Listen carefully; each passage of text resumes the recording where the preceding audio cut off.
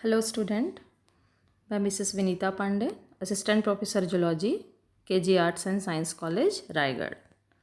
मेरा टॉपिक है physiology of muscle contraction and their theories. यह topic MSc semester 4 paper 1 unit 1 में है। सबसे पहले हम देखते हैं मसल कॉन्ट्रैक्शन क्या है। The process by which muscles are shortening is termed muscle contraction. Muscle contraction जो होता है वह कई प्रकार के स्टिमुलस के रिस्पॉन्स में होता है। यह stimulation mechanical, electrical and thermal हो सकते हैं। Muscle contract in response to various stimuli such as mechanical, electrical and thermal. There are 2 types of muscle contraction. हम 2 प्रकार के मसल कॉन्ट्रैक्शन पढ़ेंगे। पहला आइसोमेट्रिक कॉन्ट्रैक्शन और दूसरा पढ़ेंगे आइसोटोनिक कॉन्ट्रैक्शन। आइसोमेट्रिक कॉन्ट्रैक्शन वह कॉन्ट्रैक्शन होता है जिसमें टेंशन इंक्रीज होता है, लेकिन कॉन्ट्रैक्टाइल मसल की जो लेंथ होती है वह ओरिजिनल लेंथ जो होती है वह परिवर्तित नहीं होती, वह वैसे ही रहती है। यह पोस्चर मेंटेन करने के लिए आवश्यक होता है। यह कॉन्ट्रैक्शन पोस्चर को मेंटेन करके रखता है। दूसरे प्रकार का कॉन्ट्रैक्शन पढ़ेंगे आइसोटोनिक कॉन्ट्रैक्शन। आइसो का मतलब होता है सेम और टोनस का मतलब होता है टेंशन।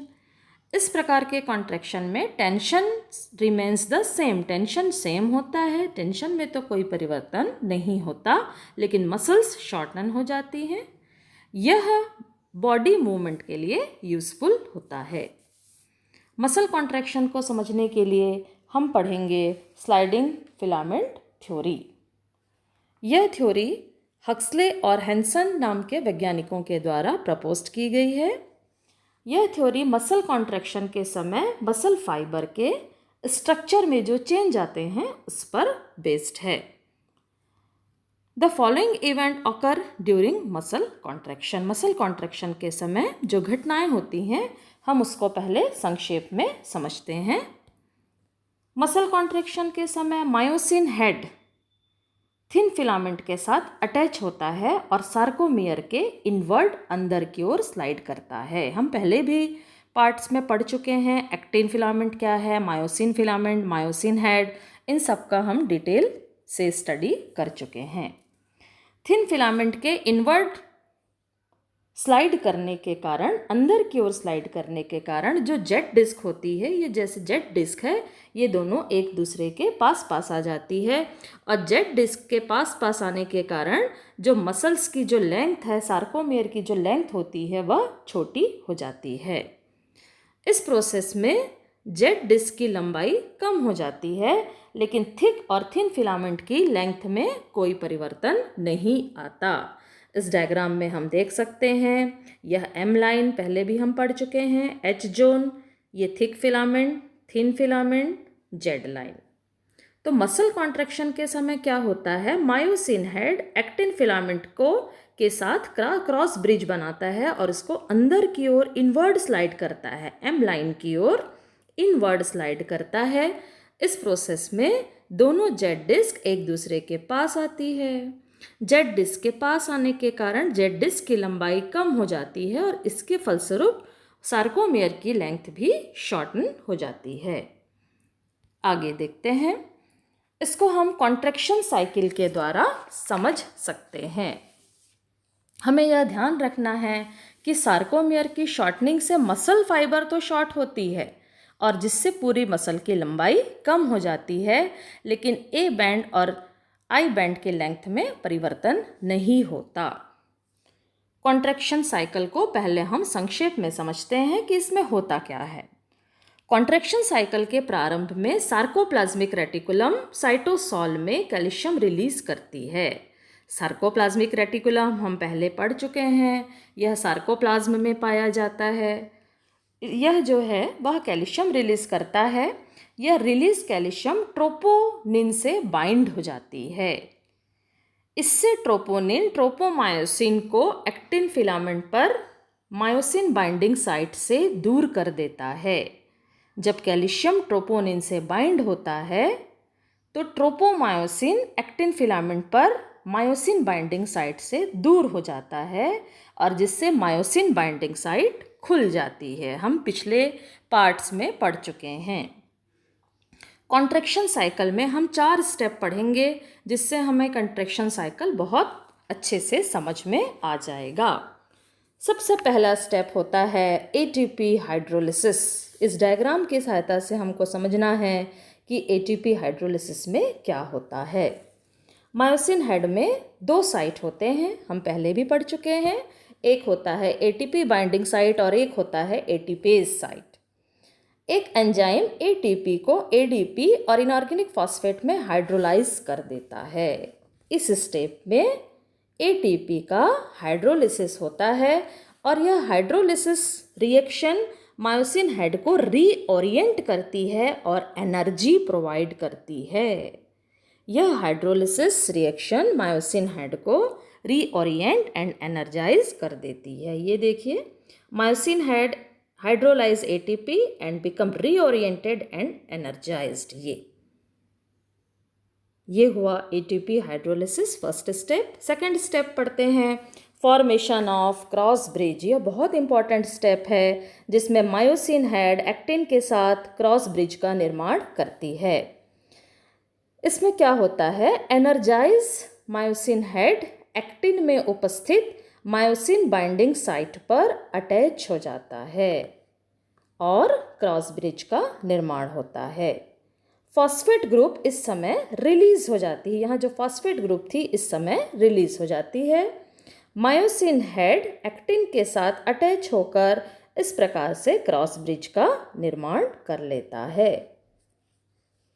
तीसरा स्टेप देखते हैं पावर स्ट्रोक। ये है पावर स्ट्रोक। ये वाला स्टेप क्रॉस ब्रिज का फॉर्मेशन हुआ, ये है पावर स्ट्रोक। पावर स्ट्रोक में क्रॉस ब्रिज रोटेट होकर एडीपी को रिलीज कर देता है। क्रॉस ब्रिज में फोर्स जनरेट होता है तथा यह क्रॉस ब्रिज सार्कोमियर के सेंटर की ओर रोटेट होता है तथा थिन फिलामेंट को एम लाइन की ओर स्लाइड कर देता है। एक बार फिर देखते हैं, पावर स्ट्रोक में क्रॉस ब्रिज रोटेट होकर एडीपी को रिलीज कर देता है। क्रॉस ब्रिज में एक फोर्स जनरेट होता है, यह सार्कोमियर के सेंटर की ओर रोटेट होता है क्रॉस ब्रिज तथा थिन फिलामेंट को अंदर की ओर या एम लाइन की ओर स्लाइड कर देता है। अगला देखते हैं detachment of myosin from actin. जैसे ही मायोसिन के एटीपी बाइंडिंग साइट पर एटीपी का दूसरा मॉलिक्यूल बाइंड हो जाता है, मायोसिन हेड एक्टिन से डिटैच हो जाता है। ये 4 प्रोसेस हम पढ़ लिए। इस डायग्राम में हम इन चारों प्रोसेस को एक साथ समझने का प्रयास करते हैं। हम क्या पढ़ रहे हैं, contraction cycle. Contraction cycle continue if ATP is available and calcium level in sarcoplasm is high. यह कब कंटिन्यू होता है ये पूरा प्रोसेस, जब एटीपी अवेलेबल होता है और सार्कोप्लाज्म में कैल्शियम का लेवल हाई होता है। हमको 2 चीज़ें ध्यान रखनी है, एटीपी अवेलेबल होना चाहिए और सार्कोप्लाज्म में कैल्शियम का हाई लेवल कॉन्ट्रैक्शन को स्टार्ट करता है और लो लेवल कॉन्ट्रैक्शन को स्टॉप कर देता है। ये फर्स्ट फिर से हम देख सकते हैं। फर्स्ट स्टेप मायोसिन हेड में एटीपी का हाइड्रोलिसिस होना। सेकेंड स्टेप में मायोसिन हेड एक्टिन को बाइंड करता है और क्रॉस ब्रिज बनता है। इसी समय फॉस्फेट यहाँ से रिलीज हो जाती है। थर्ड स्टेप में देखेंगे myosin cross bridge rotate towards centre of the sarcomere और इसे कहते हैं पावर स्ट्रोक। इस समय एटीपी रिलीज हो जाती है। उसके बाद फोर्थ स्टेप देखेंगे, जैसे ही मायोसिन हेड में एटीपी का दूसरा मॉलिक्यूल बाइंड होता है, क्रॉस ब्रिज एटीपी से डिटैच हो जाती है और उसके बाद एटीपी से इससे डिटैच होने के बाद एटीपी का हाइड्रोलिसिस फिर से होगा तो फिर से ये स्टार्ट हो जाता है। नेक्स्ट देखते हैं एक्साइटेशन, कॉन्ट्रैक्शन, कपलिंग। इसको समझने के लिए हम कॉन्ट्रैक्शन साइकिल समझने के लिए हम एक्साइटेशन, कॉन्ट्रैक्शन, कपलिंग पढ़ेंगे।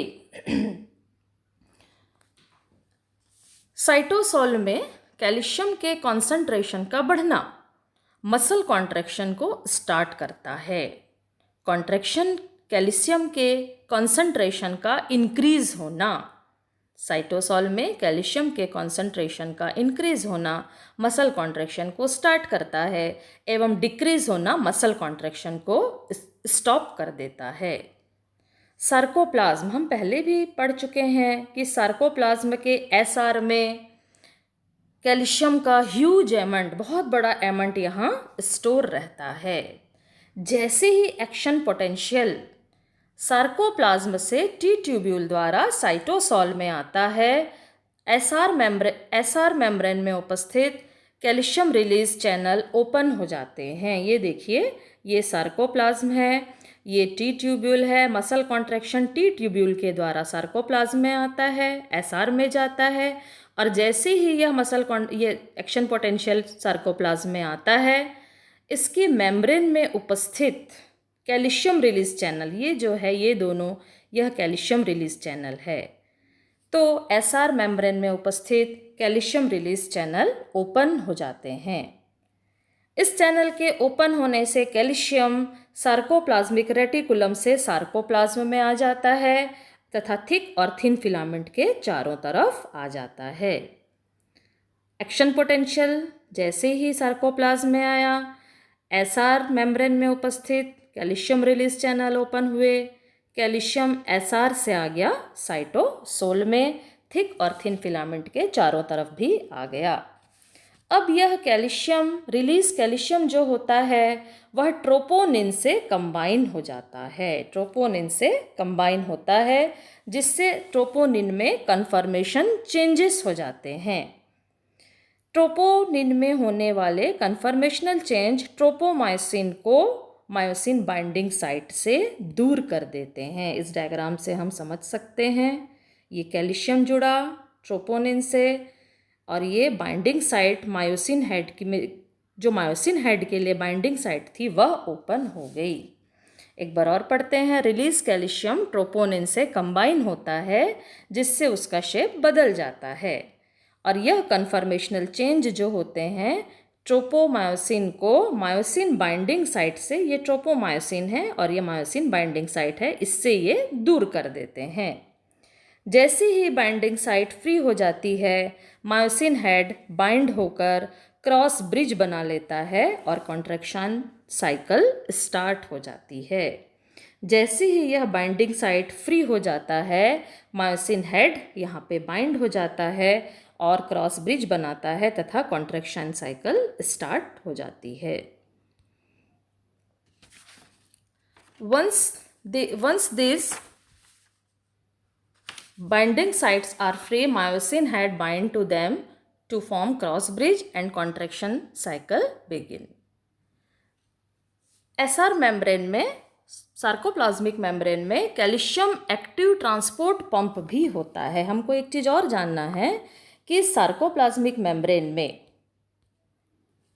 कैल्शियम, ये जो सार्कोप्लाज्मिक मेम्ब्रेन है, यहाँ पर हम कैल्शियम रिलीज चैनल तो देखे हैं। अभी एक और चीज़ हम देखते हैं कि एसआर मेम्ब्रेन में कैल्शियम एक्टिव ट्रांसपोर्ट पंप भी होता है। ये कैल्शियम एक्टिव ट्रांसपोर्ट पंप है। ये एटीपी को यूज़ करके कैल्शियम को साइटोसोल से एसआर में कॉन्स्टेंटली मूव करते रहता है। एसआर मेम्ब्रेन में जो कैल्शियम एक्टिव ट्रांसपोर्ट पंप पाया जाता है, उसका काम होता है एटीपी को यूज़ करके कैल्शियम को साइटोसोल से एसआर में कांस्टेंट मूव करते रहना। टी ट्यूब्यूल से लास्ट एक्शन पोटेंशियल प्रोपेगेट होने के बाद कैल्शियम रिलीज चैनल बंद हो जाते हैं तथा पंप कैल्शियम को एसआर में मूव कर देता है, सार्कोप्लाज्मिक रेटिकुलम में भेज देता है। अब साइटोसोल में कैल्शियम की तेजी से कमी होने लगती है।